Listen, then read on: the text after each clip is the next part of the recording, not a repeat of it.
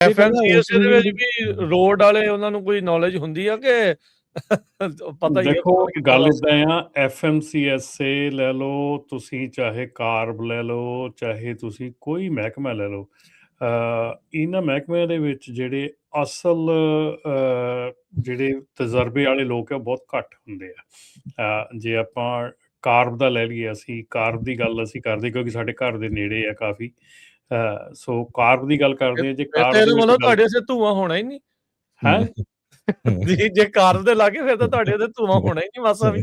ਨਹੀਂ, ਕਾਰਬ ਦੇ ਆਪਣੇ ਘਰ ਲਾਗੇ ਦਾ ਮਤਲਬ ਇਹ ਹੈ ਵੀ ਆਪਣੇ ਕੈਲੀਫੋਰਨੀਆ ਦੀ ਗੱਲ ਕਰਦੇ ਆ, ਕਿਉਂਕਿ ਆਪਣੇ ਘਰ ਲਾਗੇ ਆਪਣਾ ਜ਼ਿਆਦਾ ਵਾਹ ਪੈਂਦਾ ਉਹਨਾਂ ਨਾਲ। ਮੈਂ ਕਿਹਾ ਕਿਤੇ ਕਾਰਬ ਦਾ ਦਫ਼ਤਰ ਹੀ ਤੁਹਾਡੇ ਘਰ ਦੇ ਲਾਗੇ ਆ। ਨਹੀਂ, ਉਹ ਤੁਹਾਡੇ ਲਾਗੇ ਵੀ ਹੈਗਾ ਰਾਜਕਿਰਨ, ਤੁਹਾਡੇ ਸਟੂਡੀਓ ਦੇ ਲਾਗੇ ਉੱਥੇ ਹੈਗਾ, ਨਾਲ ਹੀ ਹੈ ਬਿਲਕੁਲ ਸੈਂਟਰਲ ਵੈਲੀ। ਸਾਨੂੰ ਤਾਂ ਕੋਈ ਸਹੂਲਤ ਨਹੀਂ ਮਿਲੀ, ਧੂਆਂ ਦਾ ਤਾਂ ਉਦਾਂ ਹੀ ਹੈ ਇੱਥੇ ਤਾਂ।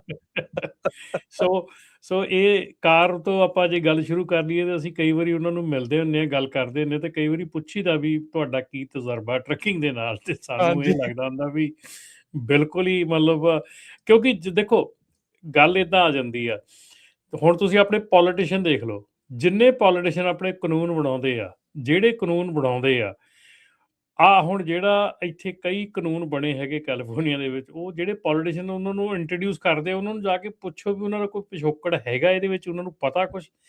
ਇਹ ਸਭ ਜਿਹੜਾ ਪੋਲੀਟੀਕਲ ਮਸਲੇ ਆ ਨਾ, ਇਹ ਜਿਹੜੀਆਂ ਕਮੇਟੀਆਂ, ਇਹਦੇ ਵਿੱਚ ਜਿਹੜੇ ਤਜਰਬੇ ਵਾਲੇ ਲੋਕ ਆ ਬਹੁਤ ਥੋੜੇ ਹੁੰਦੇ ਆ। ਐਡਵਾਈਜ਼ਰਾਂ ਦੇ ਉੱਤੇ ਆ ਸਾਰੀ ਗੇਮ, ਇਹ ਸਾਰੀ ਤਜਰਬੇ ਵਾਲੇ ਬੰਦੇ ਜਿਹੜੇ ਆ ਬਹੁਤ ਥੋੜੇ ਹੁੰਦੇ ਆ। ਕਈ ਜਿਹੜੇ ਆ ਐਡਵਾਈਜ਼ਰੀ ਬੋਰਡ ਬਣਦੇ ਆ, ਕਈ ਚੀਜ਼ਾਂ ਬਣਦੀਆਂ, ਉਹਦੇ ਵਿੱਚ ਕਈ ਵਾਰੀ ਕੋਸ਼ਿਸ਼ ਕੀਤੀ ਜਾਂਦੀ ਆ ਵੀ ਜਿਹੜੇ ਬੈਕਗਰਾਊਂਡ ਵਾਲੇ, ਟਰੱਕਿੰਗ ਬੈਕਗਰਾਊਂਡ ਵਾਲੇ ਹੋਣ।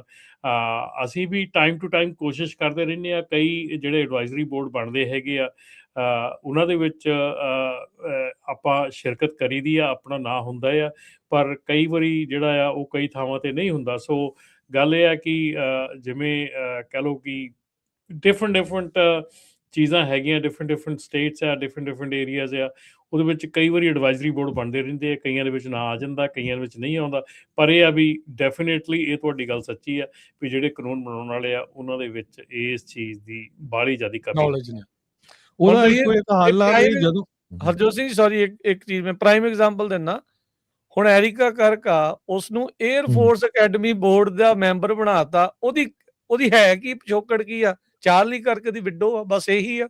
ਉਹਦੇ ਕਰਕੇ ਉਹਨੂੰ ਹਰ ਥਾਂ ਦੇ ਉੱਤੇ ਧੱਕੀ ਜਾ ਰਹੇ ਆ ਵੀ ਚੱਲ ਹੁਣ ਤੂੰ ਏਦਾਂ ਕਰ, ਓਦਾਂ ਕਰ, ਉਹਦੀ ਲੈਗੇਸੀ ਨੂੰ ਲਈ ਵੀ 에ਅਰ ਫੋਰਸ ਦਾ ਕਿੱਥੇ ਕੰਮ, ਕਿੱਥੇ ਉਹ ਇੱਕ ਬੋਲਣ ਵਾਲੀ ਇੱਕ ਮਾਡਲ ਜਿਹੜੀ ਉਹ ਰਹੀ ਆ ਵੀ ਉਹਦਾ ਕੰਮ ਕੀ ਆ? ਤੁਸੀਂ ਹਿਸਾਬ ਲਾ ਲਓ ਵੀ ਏਦਾਂ ਤੇ ਅਪਾਇੰਟਮੈਂਟਸ ਹੁੰਦੀਆਂ, ਤੇ ਆਪੇ ਸਹਿਜੇ ਅੰਦਾਜ਼ਾ ਲਾ ਲਓ ਵੀ ਫਿਰ ਕਾਰਬ ਦੇ ਵਿੱਚ ਤੇ FMCSA ਦੇ ਵਿੱਚ ਤੇ DOT ਦੇ ਵਿੱਚ ਕਿੱਦਾਂ ਦੇ ਬੰਦੇ ਜਿਹੜੇ ਉਹ ਲੱਗੇ ਹੋਣਗੇ, ਆਪੇ ਅੰਦਾਜ਼ਾ। ਪਰ ਇੱਕ ਗੱਲ ਜ਼ਰੂਰ ਆ ਆਪਣੇ ਰਮਨਜੀਤ ਰਾਜ ਜੀ, ਇੰਡੀਆ ਨਾਲੋਂ ਜਾਂ ਹੋਰ ਮੁਲਕਾਂ ਨਾਲੋਂ ਅਮਰੀਕਾ 'ਚ ਜਦੋਂ ਵੀ ਕੋਈ ਲਾ ਬਣਦਾ, ਜਦੋਂ FMCSA 'ਚ ਕੋਈ ਵੀ ਹੁੰਦਾ, ਕਮੈਂਟ ਮੰਗਦੇ ਆ, ਉਹ ਆਪਾਂ ਹਮੇਸ਼ਾ ਕਹਿੰਦੇ ਉਹ ਤੁਹਾਡੇ ਕੋਲ ਹੱਕ ਹੁੰਦਾ ਆ, ਉਹਦੇ ਕਮੈਂਟਾਂ ਦੀ ਧੂੜੀ ਲਿਆ ਦਿਓ, ਹਜ਼ਾਰਾਂ ਲੱਖਾਂ ਦੇ ਹਿਸਾਬ ਨਾਲ ਹੋਣ, ਫਿਰ ਅਗਲੇ ਨੂੰ ਪਤਾ ਲੱਗਦਾ ਵੀ ਨਹੀਂ ਯਾਰ ਇਹਦੇ ਵਿਰੋਧ 'ਚ ਆ, ਆਪਾਂ ਆਹ ਨਾ ਕਰੀਏ।